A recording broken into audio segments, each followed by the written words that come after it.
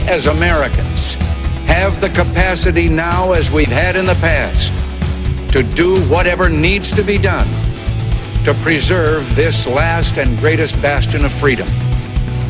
In this present crisis, government is not the solution to our problem. Government is the problem. It's another week. It's another week of pushing for freedom and free markets. Right here on Freedom and Prosperity Radio, your only weekly syndicated program in the Commonwealth of Virginia. And by the way, we are grateful for that. We are indeed great affiliates across the state. We picked up a couple more stations. I'll tell you more about that in the coming weeks. And so there's some good news there on the horizon as we begin to push for these principles that our founders held. It's a crazy idea, I know.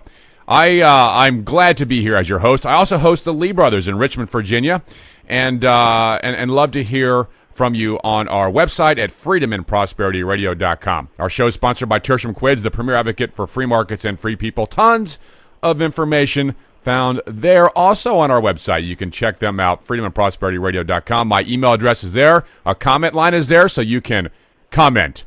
The Attorney General of the Commonwealth of Virginia, right now on the phone, Ken Cuccinelli. Hello, sir. How are you doing? Good. How are you? I'm doing just fine. Are you? Doing just fine. I hope Staying so. busy. I know you are. There's a lot of news about you.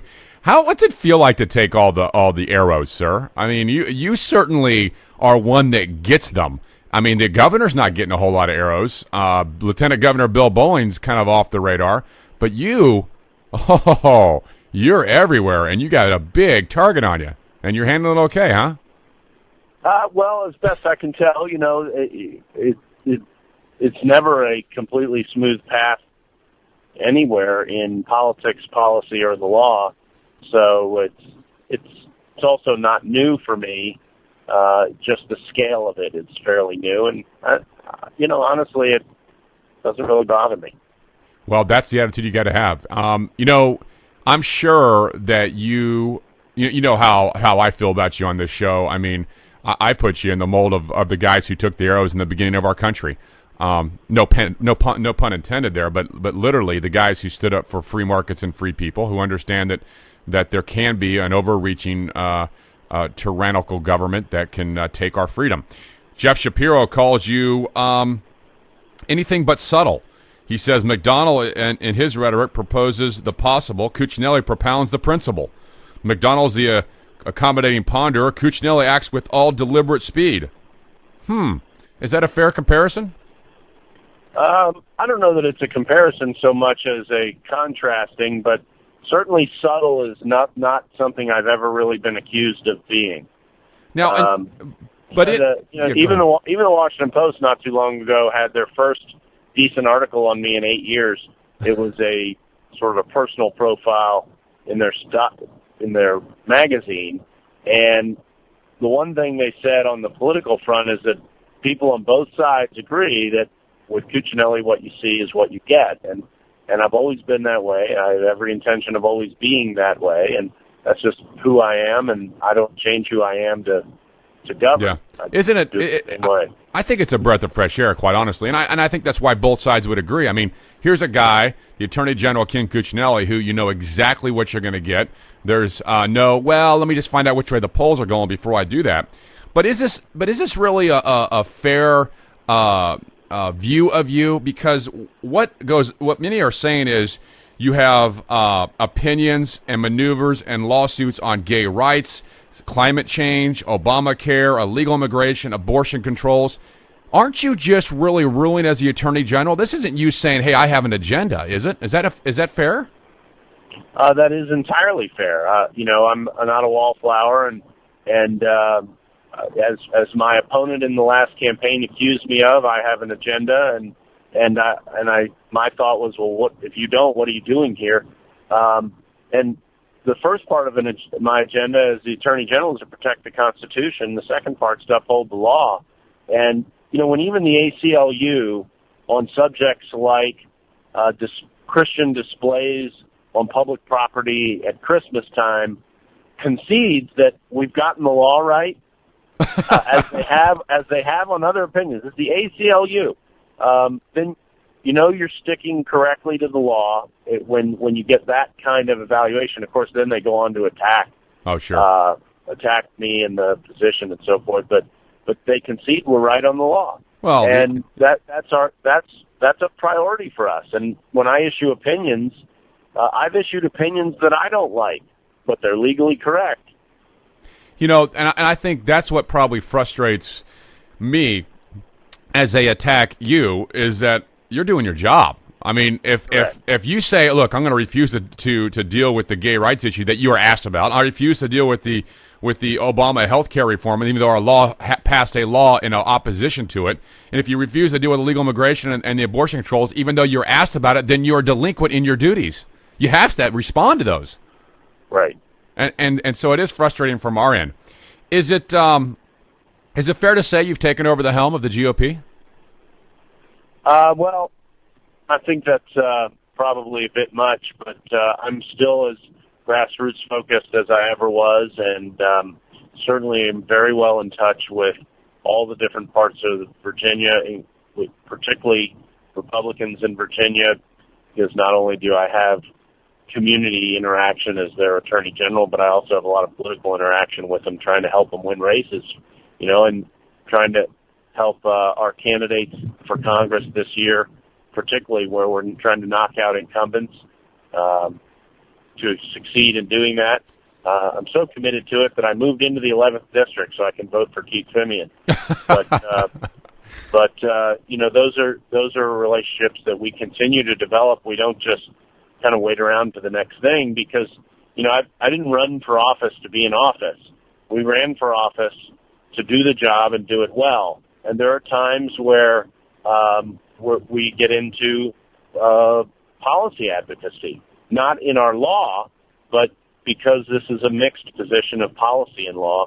And when you get into that position, and for instance, when we start addressing property rights in the next session, we're going to call on that grassroots network to mobilize on behalf of that issue. And we do that with regularity in particular parts of the state. And we also do it statewide when we have issues that warrant that sort of mobilization. And so we are continuing to cultivate those relationships and networks, and of course we just get a lot of feedback from folks we already know, and a lot of them I met during my nomination process last year across Virginia, and we've deepened those relationships substantially since then. But even the eminent domain issue, property rights issue, is where you look at the Constitution, and that's a right to property. Absolutely. It's as foundational as they come. Exactly right. I mean, that is the Attorney General's job, is defend those issues. So I applaud you there. Let me jump into another topic very quickly. The judge on the climate change CID that recently, I guess the judge said. Now, this is interesting, because I just really want to get your feedback, because the judge said that the Attorney General failed to make persuasive argument in the case against the climate change scientist.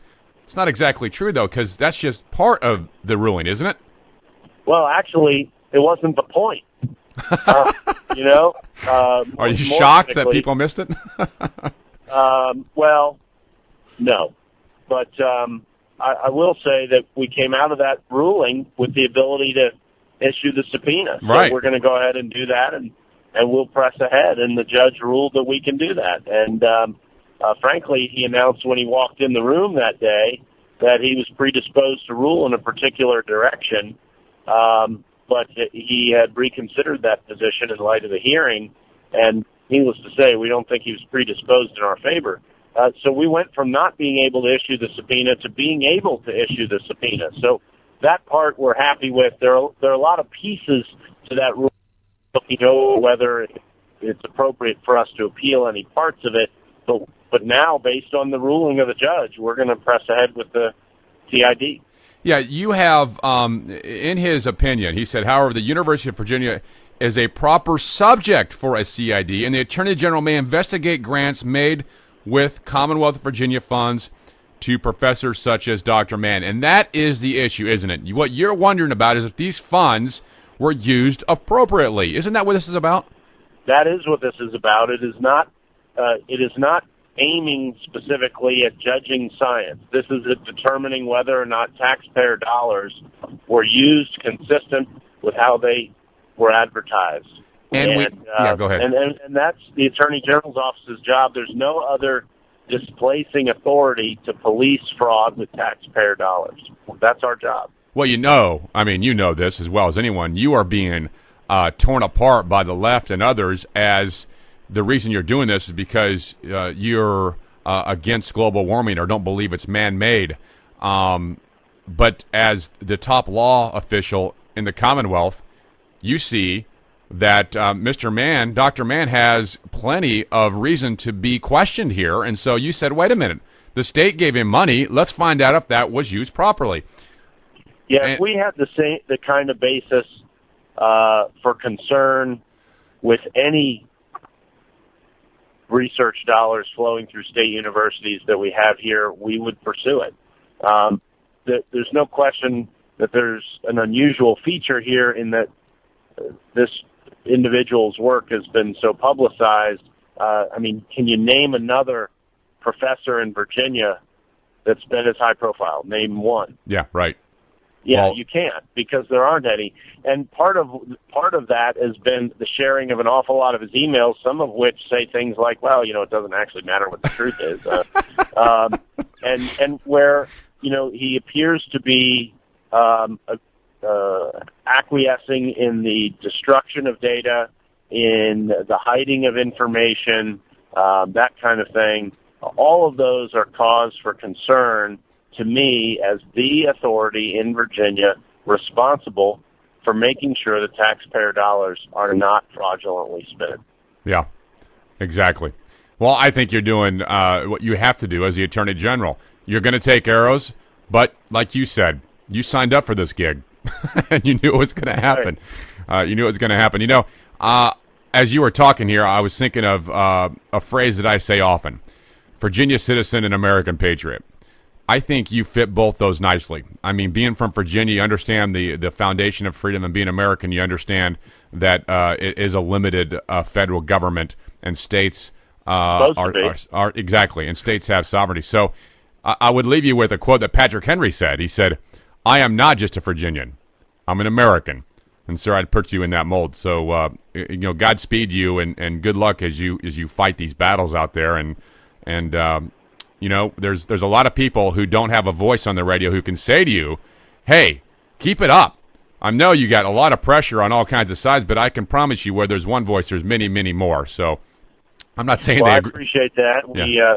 We appreciate support of every kind. So, this is a lot of these battles are going to go on for years, and we'll be there for them. And it seems to me that one of the things that's been missing so much with a lot of our political class is a willingness to step up, lead, and engage in these kinds of contests that are substantive, real, and important, and go to the foundation of this country. And we're committed to protecting that. Frankly, reviving it. We have to reinstate it. It isn't enough to say we'll defend. We've got to retake ground.